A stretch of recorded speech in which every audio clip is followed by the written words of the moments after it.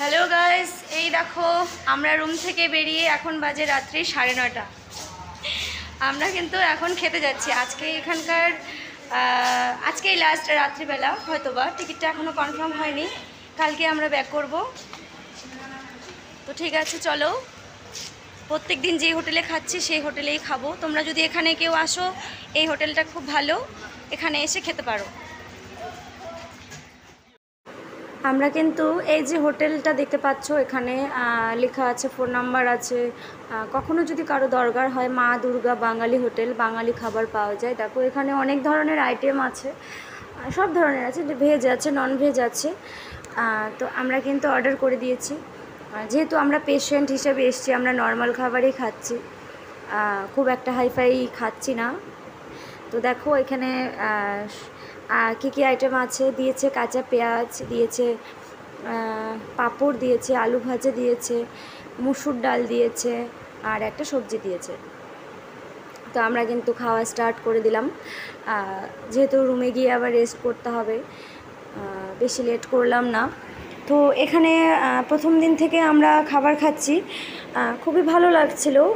Normal রান্না হচ্ছে, ডালটা এমন রান্না করছে যাতে রুগী হিসাবে, এমন যে রুগী সেও খেতে পারে।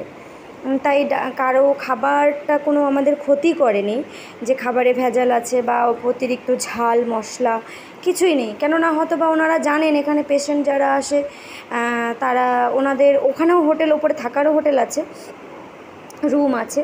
তো ওনারা হয়তো জানেন এখানে বেশিরভাগই পেশেন্ট, সেজন্য হয়তো এমনভাবে রান্না করছে যে রান্নার মধ্যে কোনো ঝাল নেই, মশলা নেই, কোনো কিছু নেই। কিন্তু আমার না আজকে খাওয়ার একদম ইচ্ছে নেই। আমি কিন্তু একটা কাঁচা লঙ্কা নিয়ে নিলাম। দেখতে পাচ্ছ, আমি বাড়িতে খাবারের সঙ্গে যদিও বেশ খুব একটা কাঁচা পেঁয়াজ খাই না, এখানে কিন্তু খেতে হচ্ছে। কি করব, উপায় নেই। খাওয়া প্রায় মোটামুটি অর্ধেকটা শেষ হয়ে গেল। এদিকে আজকে কিন্তু খুব একটা এনার্জি ছিল না খাওয়ার, তবু খেতে হবে জন্য খাচ্ছি। না খেলে তো আরও শরীর খারাপ করবে। এতটা রাস্তা যেতে হবে, কবে যাব, কবে বাড়িতে পৌঁছবো সেই টেনশন। চোখ মুখ তো বসে গেছে, শরীর খুবই খারাপ। তবু ফটাফট খেয়ে চলে আসতে হবে রুমে। তো গাইজ, তোমরা কেমন আছো আবারও বললাম, আমাকে অবশ্যই জানাবে। আর এখানে একটার পর একটা আমি তোমাদেরকে আপডেট দিচ্ছি, কেমন লাগছে ভিডিওগুলো অবশ্যই জানাবে। এত ব্যস্ততার মধ্যেও আমি একটু একটু করে ভিডিওগুলো করে রেখেছি, যাতে তোমাদের সঙ্গে শেয়ার করতে পারি। তো এখন কিন্তু রাত্রি অনেক হয়ে গেছে, 9:30 সময় আমি গেছিলাম, বসলাম, ওখানে খাবার রেডি করলো, দিল। আমার বরের এদিকে খাওয়া হয়ে গেছে, ওর খাওয়া শেষ করে ও বসে গেছে ওখানে, ওরও শরীরটা ভালো নেই। তো দেখো আমার কিন্তু খাওয়া প্রায় শেষ। এদিকে আমি চলে গেলাম হাত ধোয়ার জন্য ওখানে লাইন পড়ে গেছিলো। শুধু তো আমরা নয়, অনেকেই খায়। তো দেখো হাত ধুয়ে চলে এলাম, জল খাওয়া হয়নি, জল খাবো। এইদিকে এই যে খাচ্ছে যে ভাইটি আমাদের সঙ্গে গিয়েছিল ওখানে, কাকু কাকিমার যে ছেলে, আমার বরের বন্ধুর ভাই, ও খাচ্ছে। তো খাওয়া কিন্তু প্রায় অলরেডি আমাদের হয়ে গেছে। দেখো আমরা এখানে বিল করার জন্য দাঁড়িয়ে আছি। তো এবার কিন্তু যাব রুমে। ভালো লাগছিল না, খাবার পরে সবারই শরীরটা একটু খারাপ লাগে। তো চলো রুমে যাওয়া যাক। আমি কিন্তু অলরেডি রুমে চলে এসেছি। দেখো এই রুমটাতে আমরা আছি, দুদিনের অতিথি হিসেবে এখানে আমরা আছি। তো খাওয়া দাওয়া করে চলে আসলাম, এখন কিন্তু বেজে গেছে রাত্রি 10টা।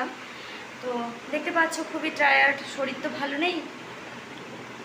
ঠিক আছে, তোমরা যদি কেউ এখানে আসো, হয়তো বা কারো কোনো অসুবিধা থাকতেই পারে। তো এখানে আশেপাশে অনেক বাঙালি হোটেল আছে, তোমরা যারা বাঙালি তাদের উদ্দেশ্যে বলছি, তারা এই সমস্ত হোটেলে বা যে হোটেলে আমরা গিয়ে খেলাম খুবই ভালো, সেই হোটেলে খেতে পারো।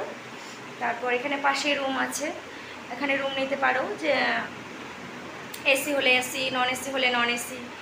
তো ঠিক আছে বন্ধুরা, গুড নাইট, সবাই ভালো থেকো। কালকে তো বাড়ি যাওয়ার কথা, টিকিটটা কনফার্ম হয়নি, ফ্লাইটের টিকিট পাচ্ছি না। তো দেখি কি হয়, কীভাবে পৌঁছতে পারি বাড়িতে। ঠিক আছে, tata, bye bye, good night.